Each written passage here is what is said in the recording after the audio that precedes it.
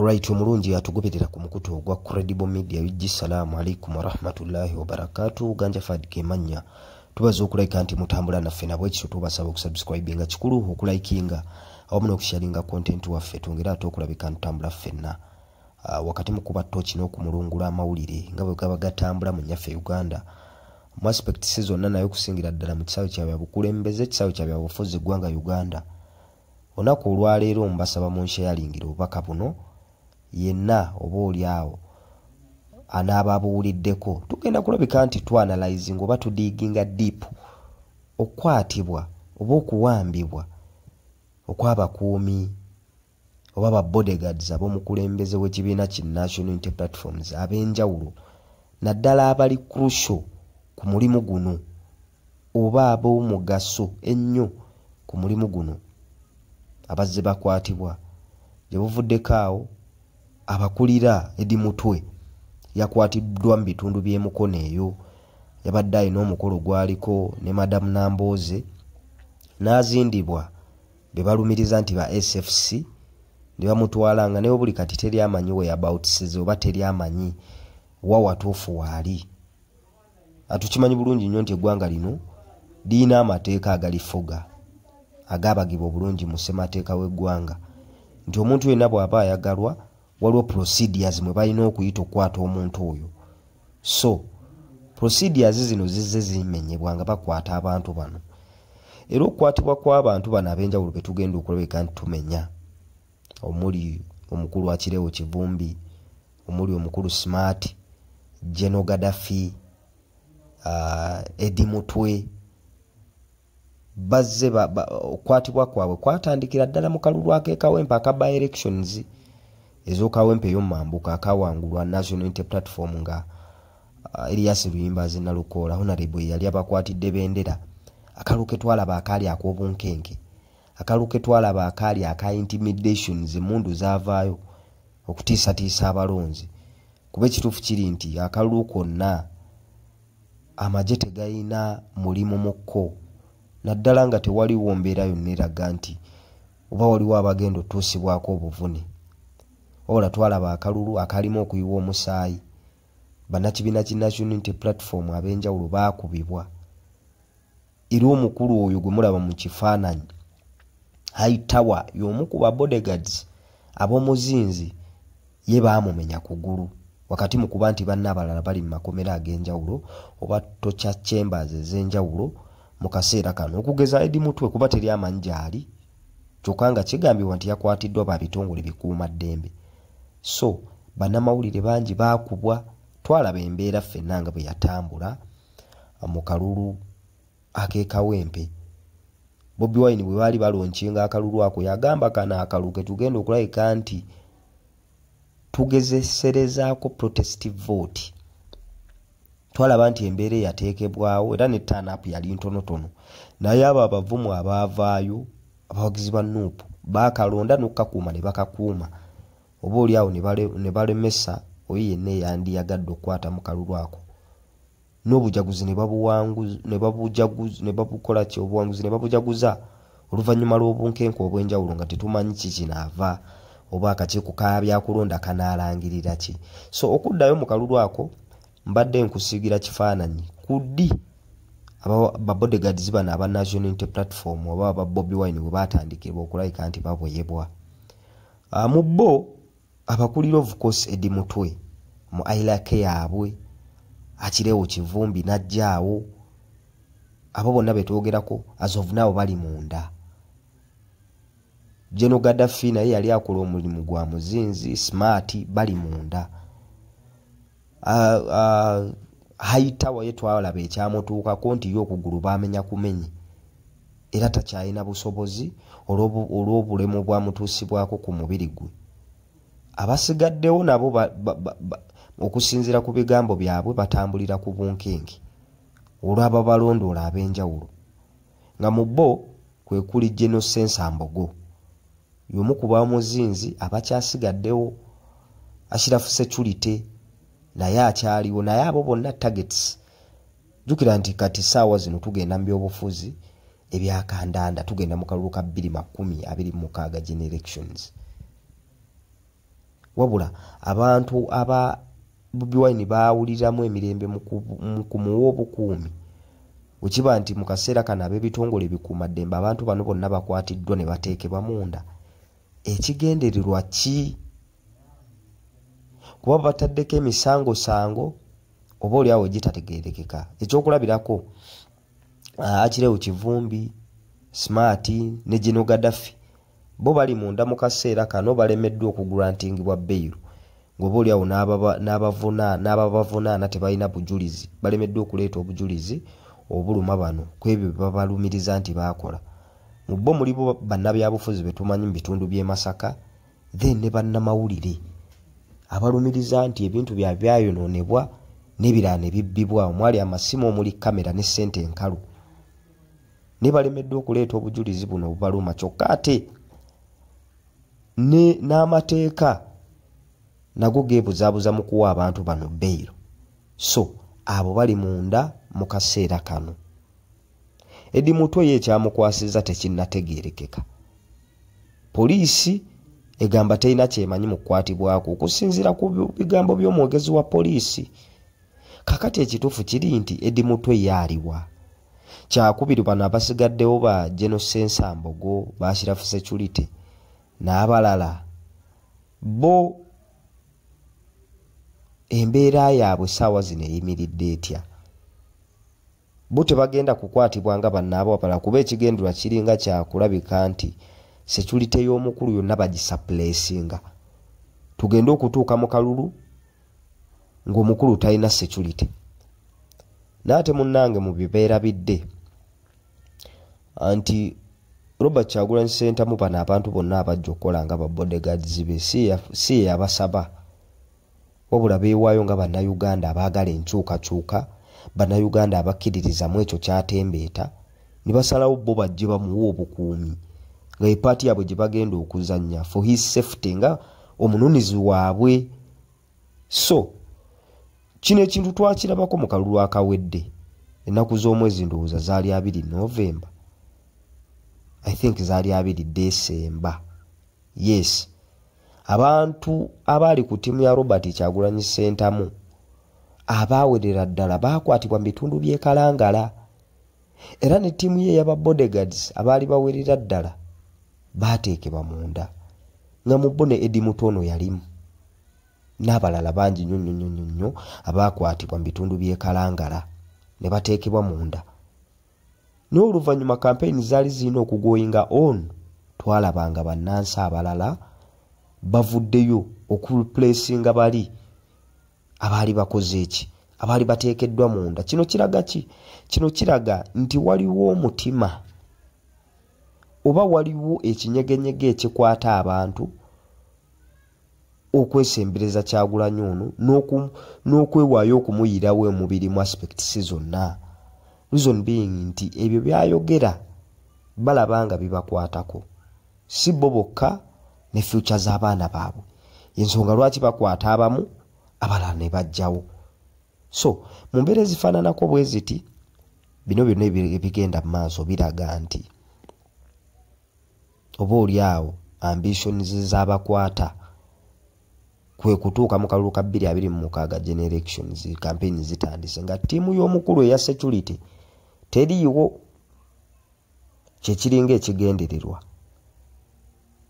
naye weebuuza abakwata bano bafaaki kuba ekibiina kyo nga ki National Unity Platform kigezezzaako nnyo okukuuma empisa okuviira ddala ku mukulembeze waabwe ng'agezaako okukakanya naddala abavubuka baghetto youths n'abavubuka abalala bonna ku bikolwa ebibakolebwako naddala b'ebitongole ebikuuma ddembe okukubibwa kwa bannaabwe ne babatuusaako obulemu nga bwe twalaba ekyali e Kawempe bannabbosa batawa nga bakubibwa bamenyeddwa amagulu okusibibwa okuwambibwa ne babatwala ne babatulugunya mu torture chambers ez'enjawulo ebyo nabizize bibaawo okuttibwa akalulu ka 2021 kagenderamu abaana bangi balweta Nabukenya badan Cheyune abaafuna obuvune obw'enjawulo nga ba Kasirye Ashrafu abalala ba ono omwana gwe bati Kabangali gwe yakoona owe Masaka banji nnyo abattibwa n'okutuusibwako obuvune. N'eddoboozi lya Robert Kyagulanyi Ssentamu lyalinga limu, bannange mukuume emirembe, ffe tetuli bakozi ba ffujjo. Kyokka ate ab'ebitongole bikuuma ddembe kati ssaawa zino balaga be batukolako effujjo. Neffe ekigendererwa kyaffe kya kukyusa ggwanga lyaffe, kukyusa welfare y'abakozi ba gavumenti nga n'ab'ebitongole bikuuma ddembe bano mwennyini mwebali. Omusaala gwe bafuna gwakkekwa era mu manifesito ye ebimu ku byasimbako essira nti buli bwa poliisi bwe ngenda mu bukulembeze omusaala ogusookebwako kagenda bbaka kadde. Olwo abaana bo nga beekyaye, bafranka ssente zanga batemuddwa, battiddwa. Bobi Wine ono abadde eddoboozi ly'amaanyi nnyo okubakkakkanya, obutateekawo mbeera ya kuyiwa musaayi, obutateekawo mbeera ya violent, obuulyawo okwegugunga okuli violent okwonoona ebintu by'abantu, obuulyawo kunaaleetera eggwanga lino okubaamu ekiyiwa musaayi. Abadde agezezaako nnyo okubyewala. Naye era mu statement size n'agamba akaseera kajja kutuuka nga siina control eri bavubuka bano. Reason being nze ogwange ngugezezaako gukola okubalambika butya bwe balina okutambula, okubawooyawooya n'okubakkakkanyamu ebyo ebibasoomooza, naddala nga balaba bannaabwe basibwa, bannaabwe battibwa, bannaabwe batuusibwako obuvune mu mbeera ez'enjawulo. Agamba nti akaseera kajja kutuuka nga sikyasobola kuba stoppinga. Omuganda kyavaga nti bw'onyigiriza ennyo ennyindo ezaala omusaayi. So mu mbeera ezifaananako bwe zino tusaba ab'ebitongole ebikuuma ddembe ebyobufuzi babireke bitambule mu butuufu bwabyo obw'okutambula. Bwe kibanga eggwanga lye tulimu ssemateeka akirambika bulungi nnyo nti omuntu ajja kujja yeesimbewo, avuganye, aguze ebirowoozo bye eri bannayuganda. Bwe babigula bamulonde, bwe batagula bibe bagule eby'omulala, era naye bamulonde bamuteeke mu bukulembeze. Naye tuli mu mbeera nga ssemateeka avuyizibwa, ssemateeka attattanyizibwa ab'ebitongole ebikuuma ddembe bennyini n'amasiga amanene mu gavumenti eno, ng'ebintu gabatyambuza mu ngeri ya gadibengali. Ebikolwa ebifaananako bwe biti eby'okutulugunya, okuviolatinga human rights, ebikolwa eby'obuli bw'enguzi, obulaake n'obulabbayi tebinaakoma okutambula ng'abantu tebafuna services ze bateekeddwa funa ku ground olw'ensonga nti ssente ezandibikoze abantu ssekinnoomu bazirya ne bekkusa bo ne famire yaabwe. Ebikolwa eby'obusosoze mu mawanga, ebikolwa eby'obutakuliyetinga mirimu eri bavubuka, bwe biba nga bikyaliwo kkiriza gaana. Bobi Wine bw'anaayogera ne bannakibiina ki National Unity Platform bajja kusigala bafuna obuwagizi mu bantu. Kuba boogera ku nguudo embi kwe bayita baziraba, boogera ku byobulamu ebiri awo biri sitagana nti bagenda mu malwaliro nga teri ddagala, ebyenjigiriza ebitategeerekeka ebiremye n'ababitwala okulabika nti babinnyonnyolera, olusiitensi eno kaliculamu empya, bijja sigalwa bikyekingibwa. Naye si kirungi kuvunaana oyo abyogedde kuba yeetaaga ansa mu byo, oba yeetaaga by'aba ayogeddeko ebitatambula bulungi bikolebweko, ate n'omusiba n'omuwamba, abamu ne battibwa. I think that is not the solution. Solution erina kubeera nti bwe boogera kubi tatambula bulungi bitereezebwe. Keekano akayimba ke baafulumizza President Bobi Wine, Nubian Lee ne King Saha. Don't blame oyo ayogera ku bibi ebitatambula bulungi, wabula nenyuuyo aleetedde ebintu ebyo bitatambula bulungi. Ono ayogera ku bitatambula bulungi tomufuula mulabewo, wabula fumiitiriza ku ebyo by'abaakoze eki by'abaayogeddeko. So mu mbeera ezifaananako bwe zito ebintu bwe bityo bitambula mu Uganda. Wakati mu kuba tukuba ttooki y'akalulu ka 2021 abakuumi b'omukulembeze Robert Kyagulanyi Ssentamu batandise okubabowa omu ku omu nga babateeka munda. Bino ebitambula free Achirewo, free General Gaddafi, free Eddie Mutwe, free Smart, byo bijja sigala bitambula kuba bizze bitambula kwabo bonna be bazze bakwata. Ne gwe Munnayuganda nga gwe Munnayuganda, what is your reaction ku bino ebitambula? Your reaction kusigala ng'ogenda mu maaso na kudimandinga kituufu, kusigala ng'ogenda mu maaso na kwogera mazima, kusigala ng'ogenda mu maaso na kulayinga strategies ku butya bwe mugenda okutakabanira emirembe mu ggwanga lyaffe Uganda. So I think that is the solution. Bano abakwatiddwa struggle kitegeeza lutalo bwe bakubako omusasi mukube kulimu osigale ng'ogenda mu maaso kuba bw'otaagende mu maaso ekigendererwa kyammwe tekijja kulabika nti kigguka. So tugenda mu kalulu ka 2021 akayitibwa protestive vote. Olunaku olw'ejjo bannakibiina ki National Unity Platform babadde bagenda kutongoza gye bayita the youth protestive vote. Akalulu k'abavubuka kagenda okubaawo bakagenda okulondebwa mu mwezi ogw'omukaaga ng'ennaku z'omwezi 17. Ne mu kaseera kano abavubuka mwenna mulina okuvaayo abalina interests ez'obukulembeze ku byalo byammwe, mu byalo byonna ebikolebwa Uganda.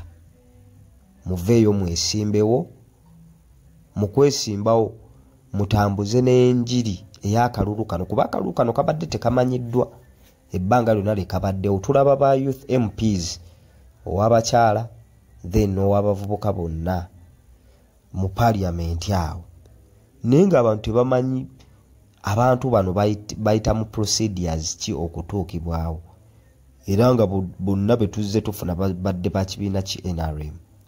So mu kaseera kano aba National Unity Platform bagezaako okulayika nti basomesa abantu akalulu kano n'okubasaba bakajjumbire bakenyigiremu kuba ekisookera ddala kagenda kulaga numbers oba amaanyi ga National Unity Platform ku ground. Jjukira nti waliwo statistics za NRM zeesoma nti erina abalonzi oba abantu mu register yaayo ey'ekibiina bawerera ddala million 22. So bwe baba nga balina statistics bwe zityo, gwe National Unity Platform gwezizo olina kuziraga nga weetabye mu kalulu k'abavubuka kano. Ebyalo ebiwerera ddala 7,000 abavubuka bwe bavaayo ne balonda National Unity Platform, muba mumaze okusiiga ekifaananyi nti amaanyi mugayina. Era National Unity Platform bw'eba eyingira mu kalulu akawamu aka 2026, jjukira nti abavubuka ye majority. Bw'ebanga ewangudde ebifo ebisinga eby'abavubuka kitegeeza erina upper hand mu kalulu ka 2021. Era bwe katatambula bulungi nga numbers zeevedde okusinziira ku ezo aba National Unity Platform ze banaaba basuubira mu kalulu ka 2021, kano kajja kukola ng'ekyokulabirako nti mukaabavubuka twafuna bululu bwe buti era twawangula ebifo ebisinga mu ggwanga Uganda. Kati bwe twegattako n'abakulu mutugamba mutya nti tetulina buwagizi.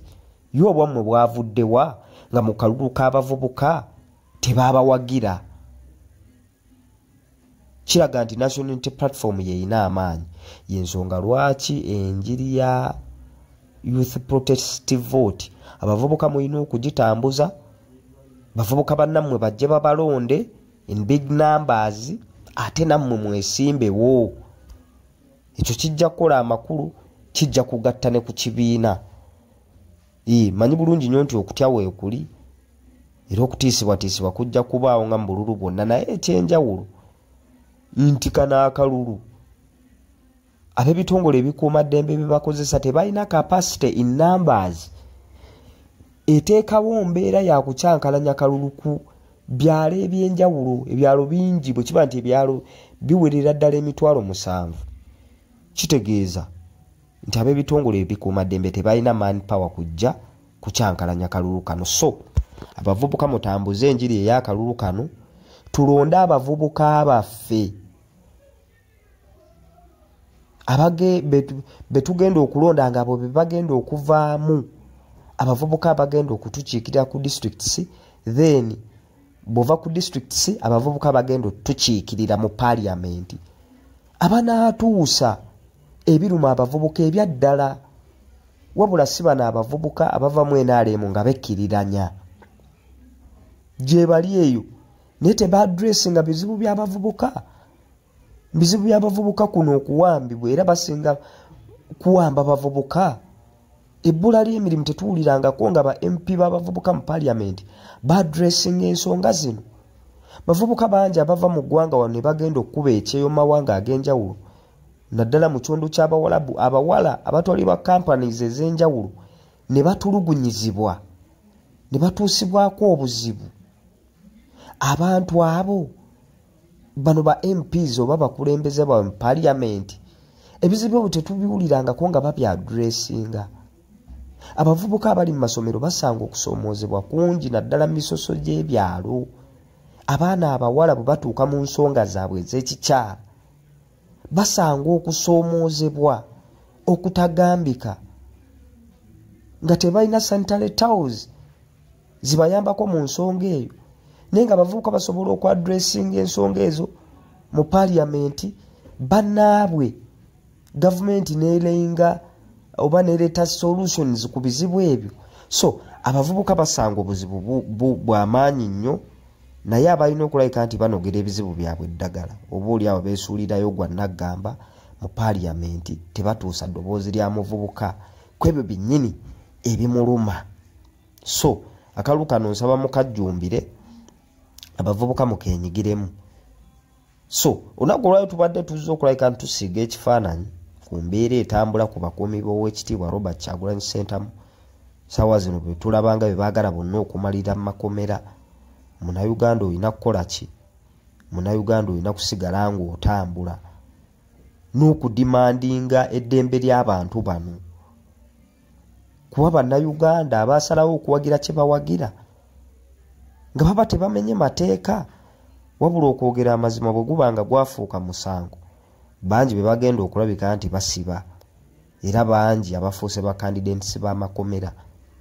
So bannange bwetyo bwe tutambudde, tubiweza okulabika nti mutambudde naffe. Ganja Fadi ge mannya Credible Media yugi gwe mukutu. Kyembasaba kwe kulabika nti musharinga information yenu. Gwagifunye ne muba muli 15. Gezaako okulabika nti ogisharinga abantu ab'enjawulo bagi-receiving then bagyefumiitirizeeko. Ganja Fadi ge mannya. Salamu alaikum wa rahmatullahi wa barakatuh.